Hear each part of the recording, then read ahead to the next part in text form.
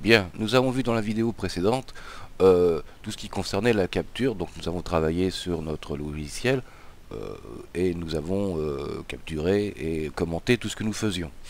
Je vous ai mis en exemple des tutoriels que j'avais fait il y a quelque temps. Et donc ça, c'est la capture de la fois où j'ai travaillé sur Photoshop pour détourer un arbre. Donc je l'ai placé sur la timeline, ici. Je vais réduire un petit peu. On voit qu'elle fait 22 minutes pratiquement. Donc nous verrons que jusqu'à présent je faisais des vidéos assez longues et je m'aperçois que il vaut mieux en faire deux ou trois de moins de 10 minutes que d'aller faire des vidéos de 20 minutes, puisqu'au final sur le nombre de visions que j'ai, qui est quand même maintenant assez important, j'ai une moyenne de visionnage qui est très faible. Elle tourne aux alentours des 3 minutes, 3 minutes et demie. Donc ça veut dire que plus on fait de vidéos courtes, quitte à en faire 2, 3 sur la même série pour le même sujet qui se suivent, ça passe mieux que 20 minutes ou 30 minutes de vidéo. Il n'y a vraiment que les acharnés qui aiment ça. Donc on apprend en faisant et on apprend de ses erreurs, moi comme les autres. Bien, j'ai donc cette vidéo qui est là. Je vais faire une petite présentation, une petite intro de départ. Donc Camtasia nous offre quelques thèmes tout faits pour faire justement ce genre de choses. Hein. Si je prends le premier, voilà, on a ce genre de choses où va apparaître un titre et il va disparaître. Bon, c'est pratique, mais disons que c'est pas très personnel, quoi. Donc si je veux prendre ça, il n'y a pas de problème, je le pose dans la timeline. Ok, je le mets au début bien entendu. Et voilà, je l'ai dans ma composition. Vu que j'ai un titre, je vais aller sur Callout, là où il y a l'espèce de bulle. Taper, cliquer sur le titre que dans ma fenêtre vidéo. Et je pourrais changer le titre. Hein, choisir ma police.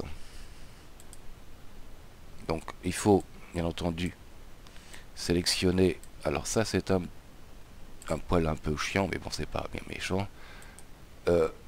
Et voilà, changer sa police, changer la taille de la police et changer la couleur de la police.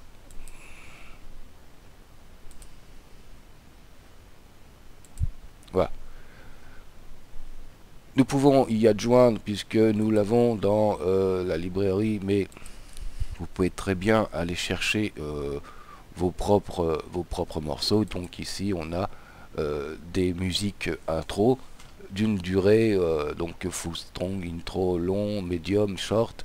Donc là on a une intro de 16 secondes, une de 1,59, une de 1,20 minutes. Bon, on va prendre celle de 16 secondes.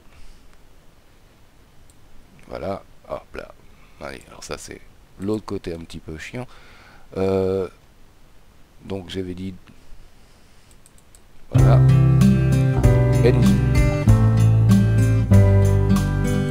Bien, et nous avons adjoint une musique à notre intro, ce qui fait que nous avons ceci, quoi.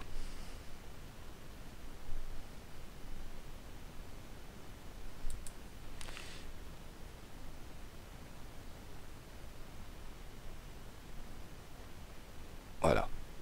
Le son ne s'y met pas, je ne sais pas pourquoi. Alors, allons voir. Ici, j'ai une échelle, voilà, qui va me permettre... Oui, c'est parce que le son n'y est pas mis. Donc, je vais le placer dans ma timeline.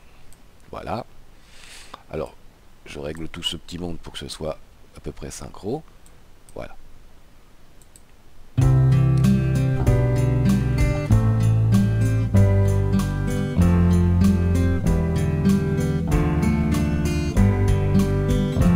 Voilà, bon, vous avez compris. Donc vous pouvez utiliser les presets fournis dans Camtasia. Bon, c'est assez impersonnel, hein, mais bon, si ça vous intéresse, vous savez que vous en avez. Sinon, on peut créer soi-même sa propre intro, bien entendu, avec tout ce qu'on veut. Donc je vais supprimer ça. Je vais réduire mon échelle. Là, avec ça, je navigue dans les bandes. Excusez-moi. Et je vais aller créer ma propre intro. Alors on va faire un truc très très simple, hein. Je vais reprendre mon vieux Albert. Je vais le placer sur la track numéro 3 pour qu'il soit au-dessus. Donc vous voyez, ici, ça devient tout petit. C'est difficile à manipuler. Donc je vais augmenter ma taille d'échelle de timeline. Voilà. Et là, c'est beaucoup plus pratique. Donc nous avons une image qui va durer 5 secondes. Comme c'est une image fixe, je peux la faire durer aussi longtemps que je veux. Il suffit juste, voilà, de placer sa flèche ici et hop, on allonge, on réduit. Et je vais donc agrandir un petit peu mon vieux Albert. Voilà. Je vais faire quelque chose de très simple, hein. Ici, je vais aller chercher... Oui, alors, rien ne se passe parce que si vous sélectionnez... Tac, voilà, c'est désélectionné. Je peux avoir accès à tout le tableau. Donc ici, nous avons un certain nombre d'éléments également tout près, comme des rectangles, des formes, des bulles, des flèches, des fonds, d'autres styles de flèches, d'autres styles plus manuscrits, dirons-nous, et des effets un petit peu là de surligneurs, de texte et de touches de clavier, voilà, qui vont nous servir éventuellement pour signaler quelque chose d'important dans notre vidéo. Bien, je vais prendre un fond, voilà, il se place dans ma timeline, je vais le descendre en dessous de Albert, comme ça, voilà. Vous voyez, tout ce qui est sur le haut de la timeline est au-dessus, et tout ce qui est sur le bas, plus c'est en bas, et plus c'est derrière, quoi. Voilà. Ok, je peux très bien prendre ce petit carré jaune, faire un clic droit, dire copie, déplacer un peu mon curseur, refaire un clic droit, et paste pour coller. Voilà. Et j'ai un deuxième carré qui peut se présenter là. Voilà. Alors non, ça c'est Albert. On va le laisser comme ça. Et j'ai un autre carré jaune comme ça si je veux. Pour faire un autre effet.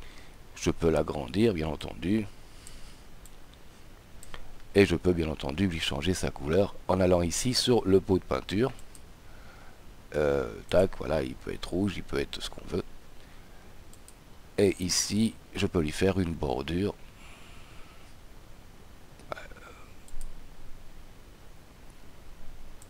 Voilà. C'est pas extraordinaire, mais... Ici, nous avons, voilà, des propriétés qui nous permettent de dire à 1 seconde 57, on le voit pas. Tac. Ce qui fait que notre carré va apparaître et disparaître. Voilà. Voilà. Bon, maintenant, on peut très bien aller chercher ses propres images, ses propres musiques, éventuellement des vidéos d'intro faites sur un logiciel du style Premiere, After Effects et compagnie, hein, bien entendu. Pour les images, Camtasia va accepter le JPEG, bien entendu. Le PNG, ça nous permet de détourer, même là si c'est très très mal fait, ça nous permet de détourer, d'avoir juste Albert et pas Albert dans le fond, dans un... Voilà, ça vous permet de l'avoir comme ça. Par contre, TIFF, apparemment, il n'en veut pas, donc contentez-vous juste de PNG et puis de JPEG. Et là, vous serez sûr que ça passe. Bien, j'ai fait mon intro. On va dire que j'ai fait mon intro. Peut-être lui coller une petite musique. Alors, on va pas s'embêter. On va prendre ce qui existe. Donc, on avait celle-ci qui faisait 16 secondes. Ah, voilà. Ça, c'est un petit peu le côté pénible. de du chutier Camtasia là, voilà, à chaque fois il faut prendre au niveau du petit symbole, sinon voilà, on prend tout. Alors peu importe où là la musique où je la place, hein, voilà.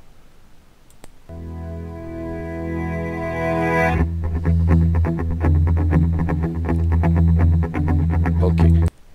Donc excusez. Donc nous avons notre intro, notre voilà, nous allons mettre un titre sur le carré rouge. Alors rien de sélectionné. Voilà, je vais dans texte et je vais entrer un texte. Voilà, entrer le titre, hein, on va pas s'amuser, tac. Et bien sûr, rouge sur rouge, c'est peut-être pas terrible, donc je vais le mettre par exemple blanc pour voir ce que c'est. Voilà. Il faut que je sélectionne le texte. Voilà, et que je change sa couleur.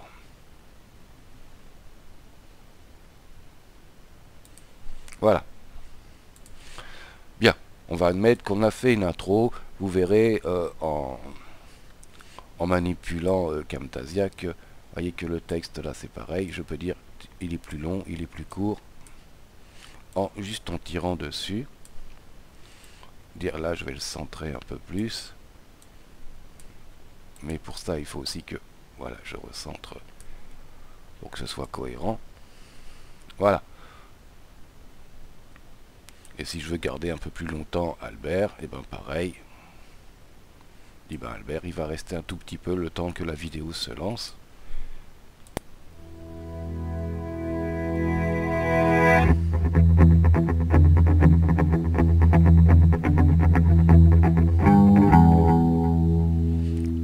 Voilà.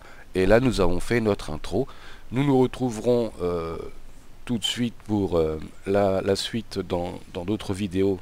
Et nous aborderons là directement le travail sur la vidéo de capture pour régler certains détails, enlever certains éléments, corriger des choses, placer des flèches pour signaler les choses importantes, notamment quand on prend une fonction, un effet. Et je vous retrouve donc dans le prochain tuto. Je vous dis à bientôt.